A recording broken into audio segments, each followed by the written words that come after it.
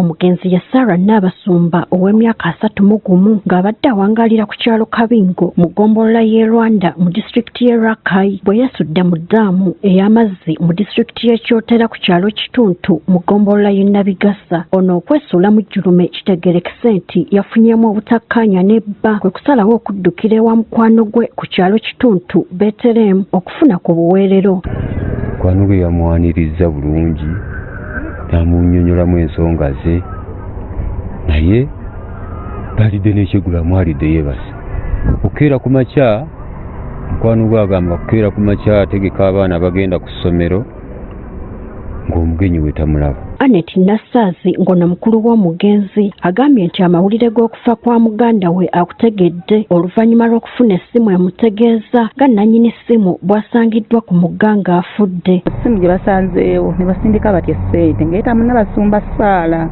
Netugamba balina omuntu gwe yawandisaako ennamba endala layini endala tuka yeeweera nga taliiyo kuddamu okuba ku nnamba ye nga batugamba nannyini nnamba eno yafudde. Wano ku ddaamu wali yazze n'akagoye oba ka mwana ka sikaati kubanga okusinziira ye ku sayizi ye tekamutuuka n'akateeka ebbali wali n'akasimu n'abiteeka wali ebbali n'ayingira amazzi. Guno si gwe mulundi ogusoose okubanga abantu beesuula mu ddaamu eno ne basaba gavumenti ebayambe egibaddaabiririze bateekeko ebikugira abantu okugwamu. Tuwezezza abantu 3 nga bagwamu mu ddaamu kitegeeza abantu baali badde bagirowoozaako engeri ki gye bayinza okutuyamba kubanga ogiraba biddakiika ekya eyongera okulya nga ateesembera ku kkubo kitegeeza kiyinza kubeera nga kyabulabe buli bbanga eriddako. Abatuuze bavumiridde eky'abantu okusalawo kwetta oba okutta munno waakiri omusegulira.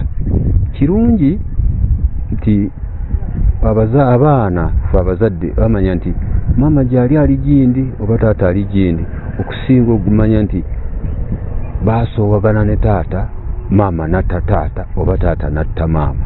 Twakasirye nga yayogerera poliisi mu bitundu by'e Masaka akubirizza abantu okwogerangako ne bannaabwe ku bizibu ebibeera bibatawaanya. Nga kigambibwa abazadde bonna bazaddemu abaana tebalabira baana abo bakireeseewo embeera y'okuba nti tasobola kubalabirira abantu okutuuka ku extent ekyawa mu mbeera bw'etyo ate singa anyumizaako banne bandibadde bamuwa ku magezi ag'enjawulo okusingako okwetuga. Omulambo gutwaliddwa mu ddwaliro e Kaliisizo ng'okunoonyereza bwe kugenda mu maaso. Gertrude Mutyaba, agafeeyo ku Spark TV.